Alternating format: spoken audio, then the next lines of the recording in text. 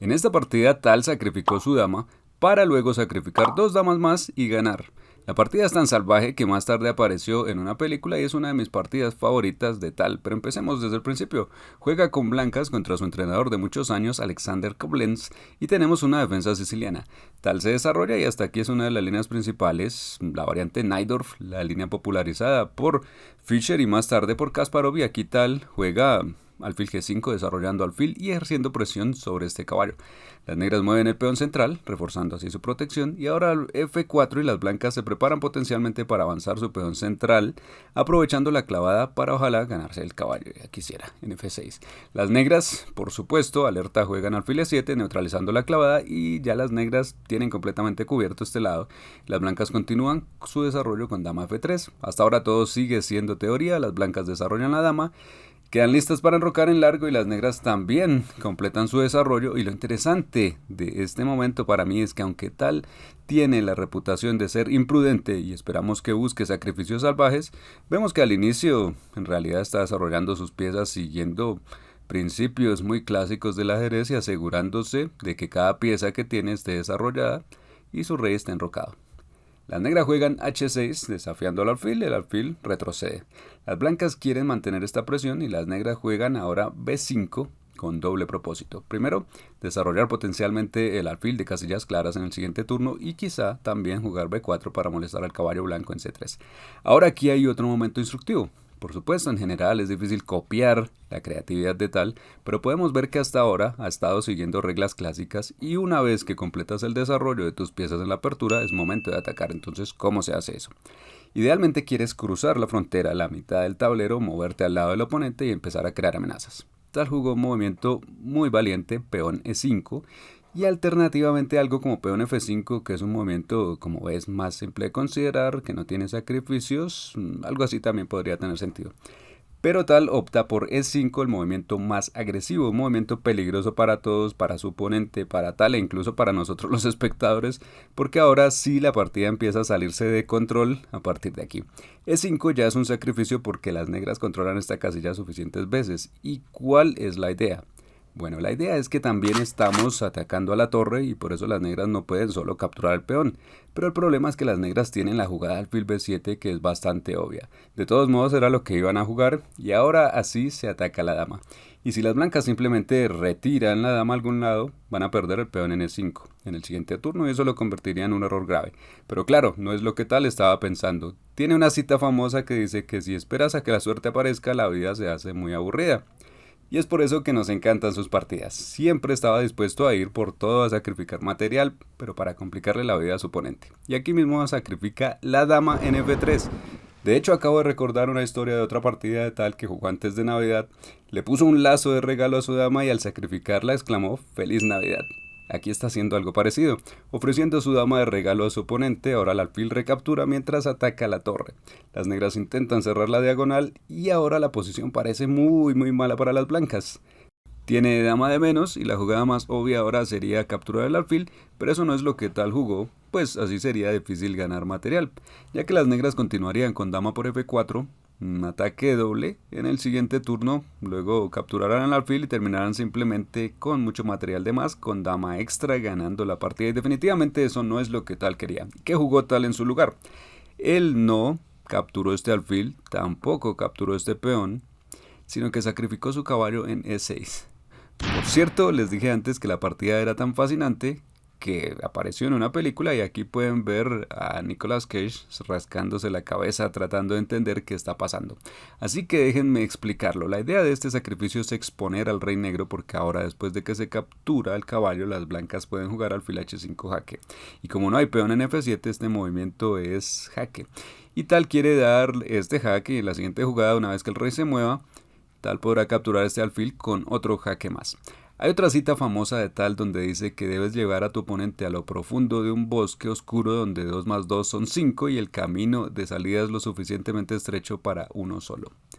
Pero en este caso, mérito para el jugador de negras también, que encontró una jugada brillante, una contrajugada, jugó peón G6, que inicialmente parece no tener sentido, porque sacrificarías este peón por nada, si obviamente se puede capturar fácilmente.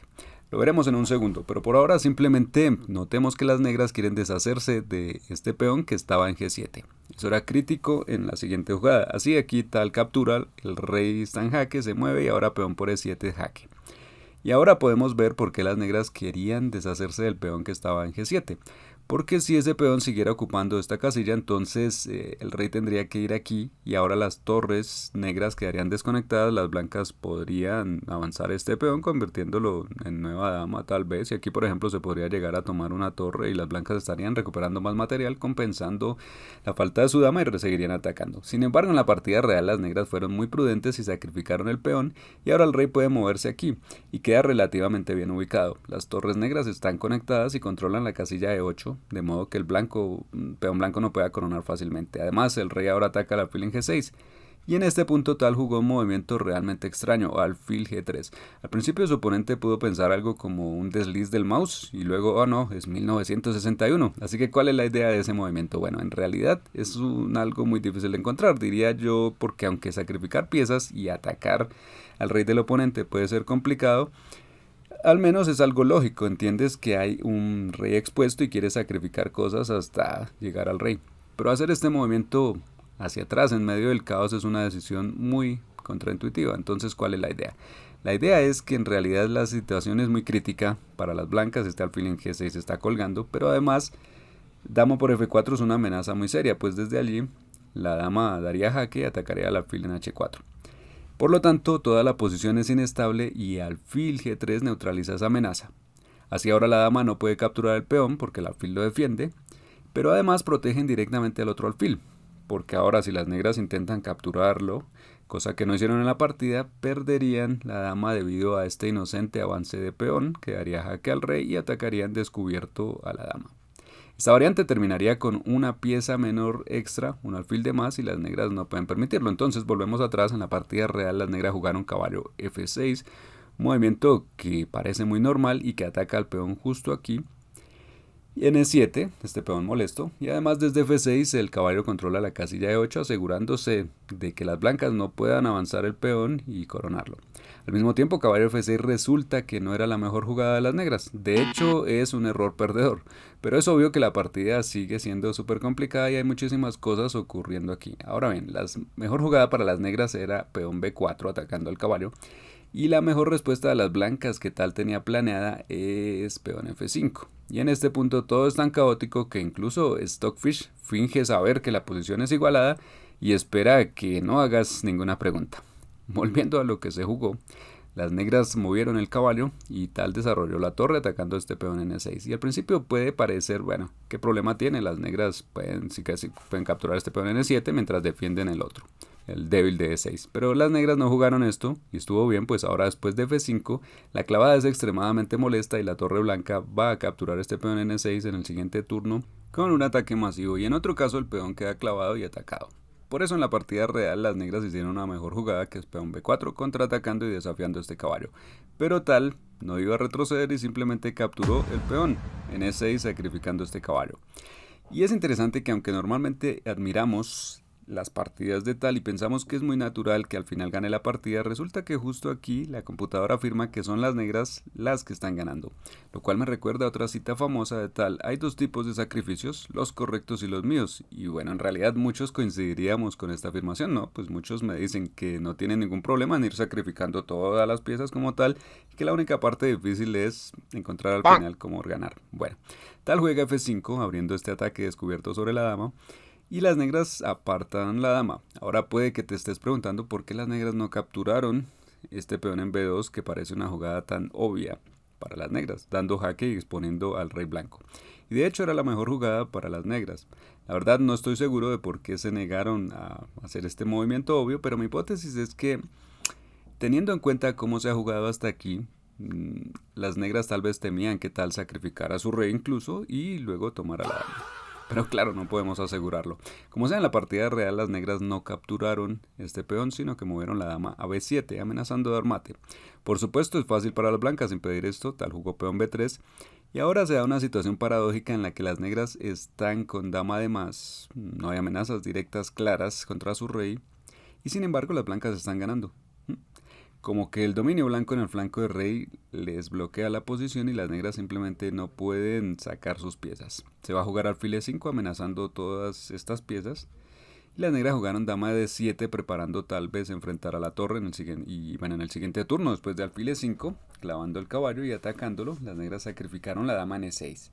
Las negras tenían dama extra y ahora la están devolviendo para recuperar algo de material. Y al final de todo, vemos que todo se ha calmado, las negras todavía tienen ventaja material ganadora.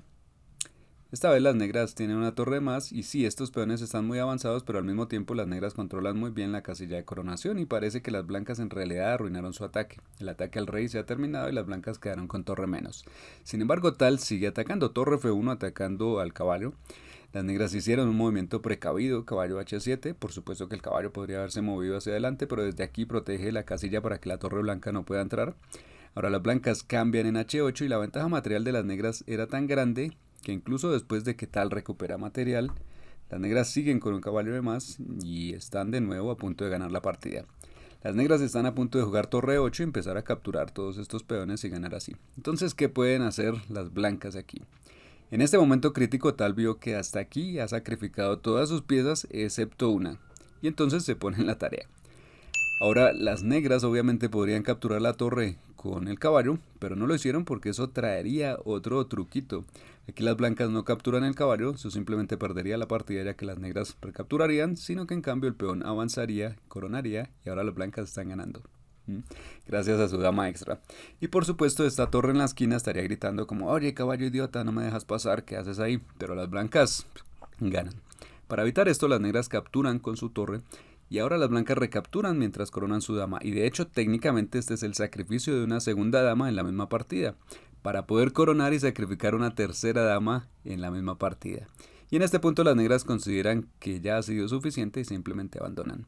Mientras que jugar como el mago requiere mucha creatividad, hay unos patrones de ataque importantes que puedes usar para derrotar a tus oponentes actuales. Si quieres aprenderlos, los explico en este entrenamiento gratuito de aquí. Y al mismo tiempo, si quieres dominar la planificación del medio juego, te recomendaría ver este video a continuación.